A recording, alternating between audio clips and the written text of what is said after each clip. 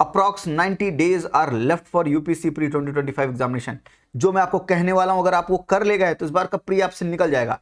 जो प्री की विशेष साइकिल में फंस के रह गए हो, एक बार, दो बार, तीन बार, चार बार प्री नहीं हो रहा, पांच पांच बार, छह बार प्री एग्जामिनेशन ही नहीं निकल रहा, तो मेंस कैसे लिखोगे, इंटरव्यू में कैसे जाओगे, कैसे जो सपना आपने सोच रखा है, जो गोल आपने सोच रखा है, कैसे अचीव करोगे? उसको अचीव करने के लिए प्री तो निकालना पड़ेगा। और सबसे भारी स्टेप प्री ही है, क्योंकि सबसे ज्यादा लोगों को एलिमिनेट प्री में ही किया जाता है। 5 to 10 लाख एस्पिरेंट अगर एग्जाम दे रहे हैं तो सिर्फ 14,000 लोग का ही सिलेक्शन होता है प्री में।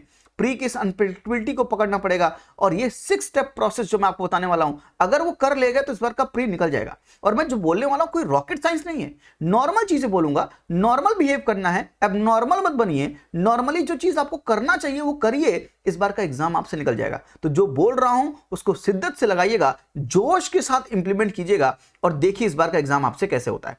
तो मैं आपको 6 स्टेप प्रोसेस बताने वाला हूं, ध्यान दीजिएगा। First is conceptual strength in your static portion. आपका जब तक स्टैटिक मजबूत नहीं होगा तब तक यूपीएससी आपको वहीं पर परेशान करेगा। यूपीएससी का माइंडसेट समझिए, वो आपको वहां पर फंसाता है जहां पर आप सबसे ज्यादा स्ट्रांग है।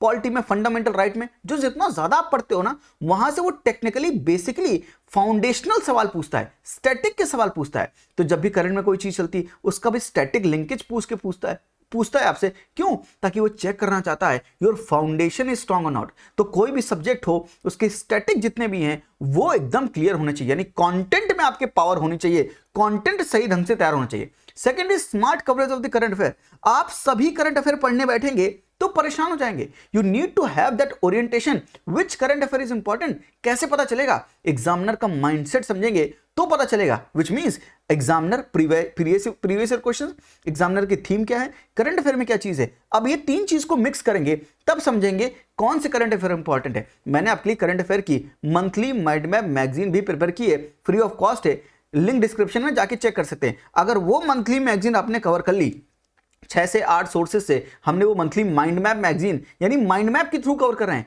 In just 6 to 7 pages her month का करंट अफेयर कवर हो जाएगा और माइंड मैप के थ्रू हो जाएगा। आपको सेलेक्ट भी नहीं करना है, सबको सेलेक्ट करा है हमने, तो आपको दिक्कत भी नहीं होगी और आपके इंपॉर्टेंट करंट अफेयर्स कवर हो जाएंगे। तो ये कवरेज जो है करंट अफेयर का, इसका जो बर्डन है वो रिड्यूस हो जाएगा आपका। तो कॉन्सेप्चुअल स्ट्रेंथ आ जाएगी स्टैटिक में, और करंट अफेयर का बर्डन अगर ये रिड्यूस हो गया, आपने उल्टा सीधा नहीं पढ़ा, आपने सही ढंग से वो चीजें पढ़ी जिसको पढ़ना जरूरी है। ये समंदर है, याद रखिए। जिस तरह से यूपीएससी आपको प्री में एलिमिनेट करता है और कुछ लोगों को सिलेक्ट करता है, ऐसे आपको बहुत ढेर सारे कंटेंट के सागर में उन चीजों को हटाना पड़ेगा जो काम की नहीं है, उनको सेलेक्ट करना पड़ेगा जो इंपॉर्टेंट है एग्जामिनेशन के पर्सपेक्टिव से। वो पढ़ेंगे तभी बात बनेगी। यानी आपका जो रिवीजन अप्रोच होना चाहिए वो थीमेटिक होना चाहिए, थीम्स के थ्रू होना चाहिए। यूपीएससी कहां पर फोकस करता है? कुछ थीम्स है यूपीएससी की, पर्टिकुलर थीम के ऊपर बार बार सवाल पूछता है। विजयनगरा एक इंपॉर्टेंट थीम है। आप सीडीएस, सीएपीएफ कोई भी एग्जामिनेशन उठा लो, एक थीम अगर पकड़ लिए विजयनगरा, कृष्णदेवराया, सवाल वहीं से पूछ रहे हैं। 2024 में भटकल वाला सवाल जो आया था, वो भटकल सवाल का जवाब क्या था? कृष्णदेवराया।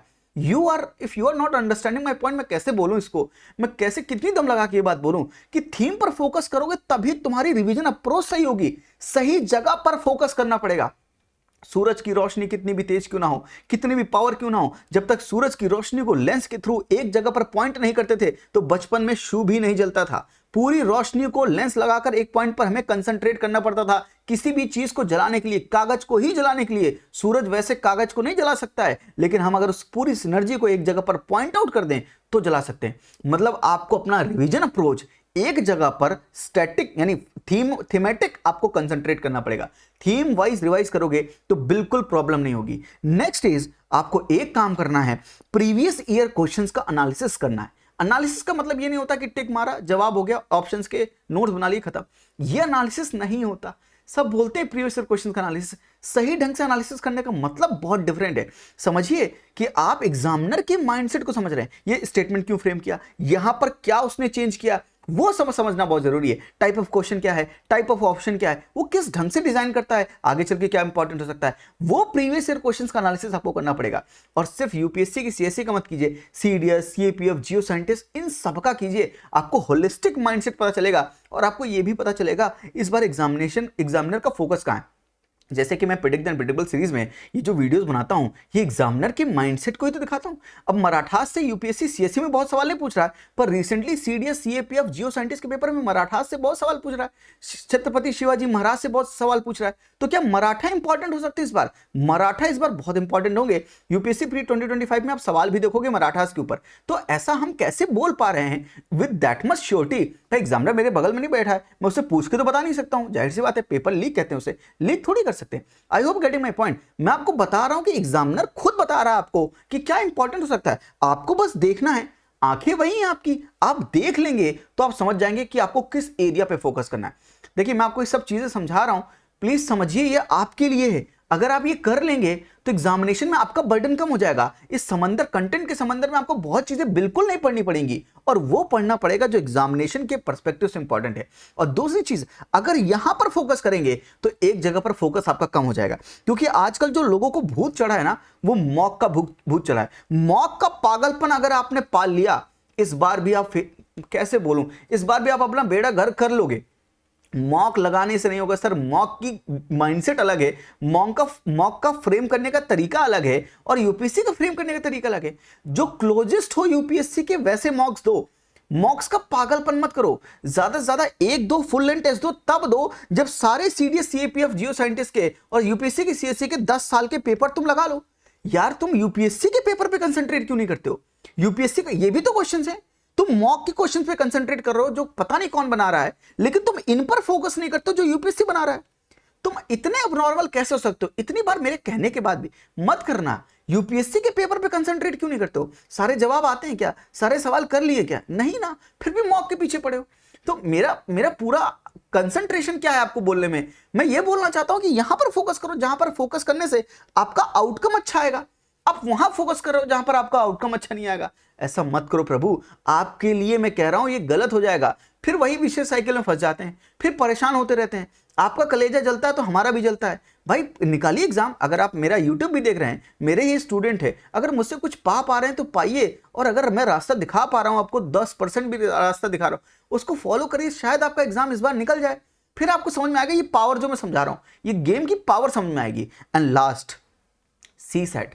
अगर जीएस क्वालिफाई भी कर लिया और सीसैट नहीं कर पाए, डेली प्रैक्टिस करना है। 2 घंटे डेली निकालना ही निकालना है, ताकि एग्जामिनेशन में 2 घंटे का आपका फोकस रहे। 2.5 घंटे आपको सीसैट को देना ही देना है। ये प्रैक्टिस कर लेंगे ना, एग्जाम के दिन आपको पता चलेगा ये सीसैट की आज प्रैक्टिस है। कैलकुलेशन फास्ट हो जाएगी, ब्रेन की पावर फास्ट हो जाएगी, और ब्रेन जल्दी रिएक्ट कर पाएगा, जल्दी रिस्पॉन्ड कर पाएगा, जिसकी वजह से आपका टाइम मिनिमाइज होगा। ये 6 स्टेप कर लीजिए, आपको दिक्कत नहीं आएगी। मॉक का पागलपन छोड़ दीजिएगा, उतने ही मॉक कीजिएगा जितना आपको सही ढंग से मॉक लगाने के बाद डिप्रेशन, एंजाइटी और ये सब ना हो।